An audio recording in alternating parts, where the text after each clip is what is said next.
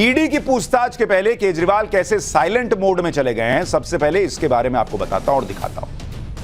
एक वक्त हुआ करता था, याद कीजिए, जब अरविंद केजरीवाल के सचिव को जांच एजेंसी छू ले तो केजरीवाल जी का बीपी इतना हाई हो जाता था कि प्रधानमंत्री को कोसने लगते थे, उन्हें कायर और साइकोपैथ तक कहने लगते थे। 2015 में हुआ था। आपको एक बार केजरीवाल के वो तेवर याद दिला देता हूं कि केजरीवाल कैसे बमक जाते थे, नाराज हो जाते थे। फिर आज के उनके तेवर दिखाऊंगा तो आपको पूरा मामला समझ में आएगा। पहले 2015 वाला मामला देखिए। मैं आपको बता दूं मोदी जी, आपने दूसरों को तो डरा दिया सीबीआई से। केजरीवाल नहीं डरने वाला। आपको पता नहीं है मैं किस मिट्टी का बनाऊं। केजरीवाल नहीं डरने वाला। आखिरी सांस तक मैं मर मिटूंगा, देश के लिए लड़ता रहूंगा। लेकिन और मैं मोदी जी के इन सीबीआई और टुटपंजियों से और इन गीदड़ भभकियों से नहीं डरने वाला। मैं ये उनको साफ साफ कह देना चाहता हूं। देख रहे हैं केजरीवाल जी कितने हुआ, मतलब एंग्री यंग मैन टाइप नजर आ रहे हैं। एकदम मोदी जी को चैलेंज कर दिया गया, मैं डरता नहीं हूं, देख लीजिए ये वो। अब जरा कंपैरिजन कीजिए यही केजरीवाल 2015 वाले और आज के केजरीवाल की।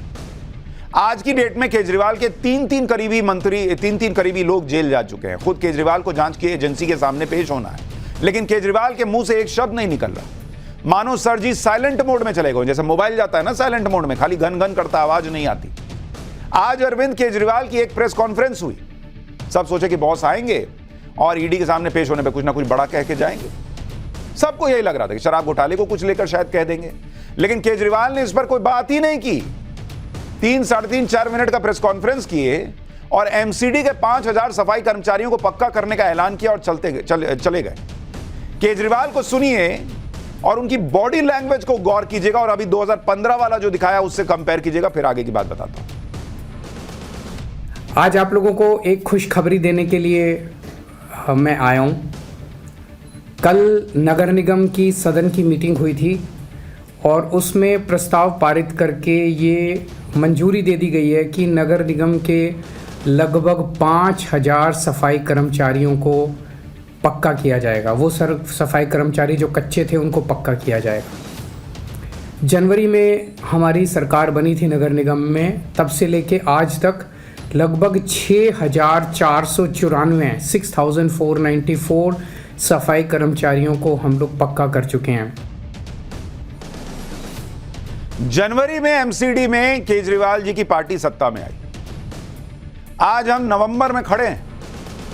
अचानक ईडी से पूछताछ के लिए जाने के पहले केजरीवाल जी को याद आया कि सबको पक्का कर देते हैं। केजरीवाल के पुराने तेवर भी आज नहीं दिखे ये वाले। ऐसा लग रहा था कि जैसे वो ये कहना चाह रहे हो कि वो जेल जाते जाते भी दिल्ली वालों के भले का काम करके जा रहे हैं, जबकि वो जेल जाएंगे नहीं जाएंगे अभी किसी को पता भी नहीं है, कंफर्म भी नहीं है। लेकिन केजरीवाल की बॉडी लैंग्वेज बता रही है कि उन्हें ईडी के समन से धक धक हो रहा है। ना तो उन्होंने ईडी के समन पर एक शब्द कहा, ना शराब घोटाले पर कुछ कहा, ना नरेंद्र मोदी को कोसा। दोनों बॉडी लैंग्वेज देखिए, आज वाली और 2015 वाली और इसके पहले वाली। खुद को आज मजलूम की तरह पेश किया, प्रताड़ित हुआ व्यक्ति हूं, इस तरह से दिखाया अरविंद केजरीवाल। जबकि वे वही केजरीवाल हैं जो 7-8 महीने पहले तक भड़क रहे थे, जब उन्हें शराब घोटाले में सीबीआई का समन आया था। जिस दिन सीबीआई के सामने पेश होना था, उस दिन भी पेशी से कुछ घंटे पहले प्रेस कॉन्फ्रेंस किए थे केजरीवाल जी और कहे थे कि चाहे 100 बार सीबीआई ईडी का बुलावा आ जाए, मैं 100 बार जाऊंगा। और पीएम मोदी को चुनौती दे रहे थे। अभी कुछ महीने पहले अप्रैल में केजरीवाल जी का क्या तेवर थे, अब जरा एक बार वो भी याद कीजिए। प्रधानमंत्री जी, अगर केजरीवाल भ्रष्ट है तो दुनिया का कोई आदमी ईमानदार नहीं है।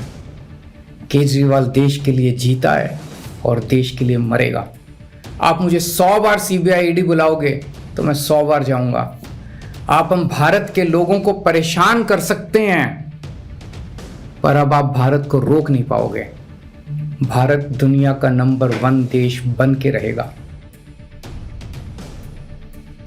यहां भी कुछ महीने पहले अप्रैल में सीबीआई ने बुलाया तो केजरीवाल जी नरेंद्र मोदी को चैलेंज देकर गए थे कि आप भारत को रोक नहीं पाइए। अरे बॉस, कैसे रोक रहे हैं? देश में जो अर्थव्यवस्था है वो दुनिया की सबसे तेजी से बढ़ती अर्थव्यवस्था है, महंगाई कंट्रोल में रखी हुई है, जहां दुनिया बाप बाप कर रही है, दुनिया बॉस बुला रही है, और नरेंद्र मोदी भारत को नीचे कर रहे हैं। लेकिन बोल के गए केजरीवाल जी सीबीआई के सामने। मनीष सिसोदिया की सुप्रीम कोर्ट से जमानत अर्जी खारिज हुई, उस पर केजरीवाल ने कुछ नहीं कहा। फिर केजरीवाल से पूछताछ के लिए ईडी का समन आया, तब से 2 दिन में केजरीवाल ने कुछ नहीं बोला। आज जब केजरीवाल के पास प्रेस कॉन्फ्रेंस में कुछ कहने का मौका था, तब भी उन्होंने शराब घोटाले पर कुछ नहीं कहा। यह परिवर्तन कैसे आ रहा है बॉस, लोग पूछ रहे हैं। यह परिवर्तन नहीं है, इसे लोग सियासी स्ट्रैटेजी कहते हैं। कैसे, आगे बताऊंगा। केजरीवाल खुद तो नहीं बोल रहे, लेकिन अपने मंत्रियों और सांसदों से भर भर के बुलवा रहे हैं। और उनके मंत्री और सांसद भी सिर्फ केजरीवाल की बात नहीं कर रहे, वो पूरे इंडी गठबंधन की बात करने लगे। आज केजरीवाल के लोग ये बताने लगे कि बीजेपी ने नया प्लान बनाया है। कल तक ये लोग कह रहे थे कि आम आदमी पार्टी को खत्म करने की साजिश है, अब कह रहे हैं कि इंडी गठबंधन को खत्म कर देना चाहते हैं।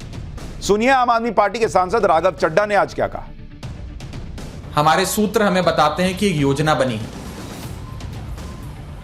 इन पुख्ता सूत्रों का कहना है, ये योजना है कि जो टॉप लीडरशिप है इंडिया गठबंधन के पॉलिटिकल पार्टीज की, जो मेन नेता हैं इंडिया गठबंधन के, उन्हें पकड़ के जेल में डाल दो। जब टॉप नेता जेल में डाल दिया जाएगा तो वो चुनाव कैसे लड़ेगा? वो तो कोर्ट, कचहरी, वकील, एजेंसी, जेल के चक्कर काटता रह जाएगा। पार्टी कैसे चलेगी?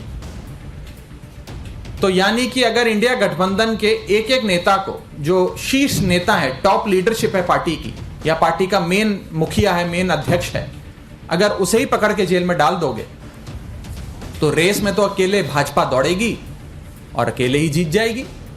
जब रेस में कोई दौड़ेगा ही नहीं उनके साथ, तो अकेले ही दौड़ेगी और अकेले ही जीत जाएगी।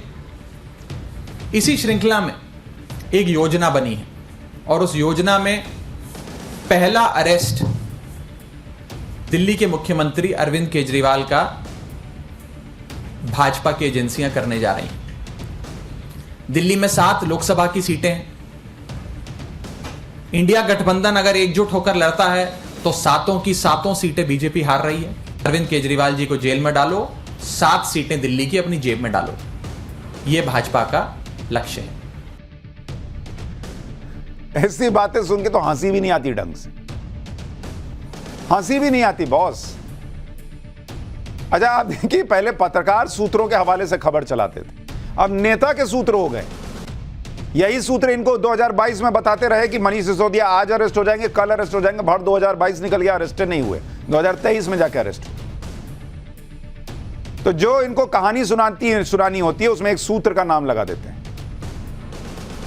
अच्छा अभी क्या बोले, टॉप लीडरशिप अरेस्ट होगी। पहला अरेस्ट जो है वो केजरीवाल का होगा। मतलब मनीष सिसोदिया, संजय सिंह, ये लोग तो कुछ थे ही नहीं, इनसे तो डरते ही नहीं है मोदी जी। राहुल गांधी, ममता बनर्जी, ये सब खत्म। सबसे पहले केजरीवाल जी को अरेस्ट करना जरूरी लग रहा है। अच्छा लॉजिक क्या दे रहे हैं कि 7 सीट दिल्ली की जीतनी है, इसलिए केजरीवाल जी को जेल में डाल रहे हैं। मैं आपको कुछ आंकड़े बताता हूं। मैंने क्यों कहा कि इस पे हंसी भी नहीं आती बॉस, जरा आप आंकड़े देखिए। 2019 का चुनाव, लोकसभा चुनाव 2019 का, मैं आपको दिल्ली के आंकड़े दिखा रहा हूं, जरा इसको देखिए और समझिए कि क्यों हंसी भी नहीं आती बात सुनकर। वोट शेयर आप देखेंगे, बीजेपी, ये वोट परसेंट बता रहा हूं, बीजेपी को दिल्ली में 7 सीट पर 56% वोट मिला था बॉस 2019 में। और जिनको जो ये कहानी सुना रहे हैं कि आम आदमी पार्टी से बीजेपी डर गई, उनको दिल्ली में 7 सीट पर सरकार में होने के बावजूद 18% वोट आया था, मात्र 18%। बीजेपी का आधा का भी हिसाब नहीं बैठ रहा इनका। और इनसे ज्यादा तो कांग्रेस को आया था 22%। तो राहुल गांधी को ना अरेस्ट करते बॉस, आपको क्या अरेस्ट कर लिया।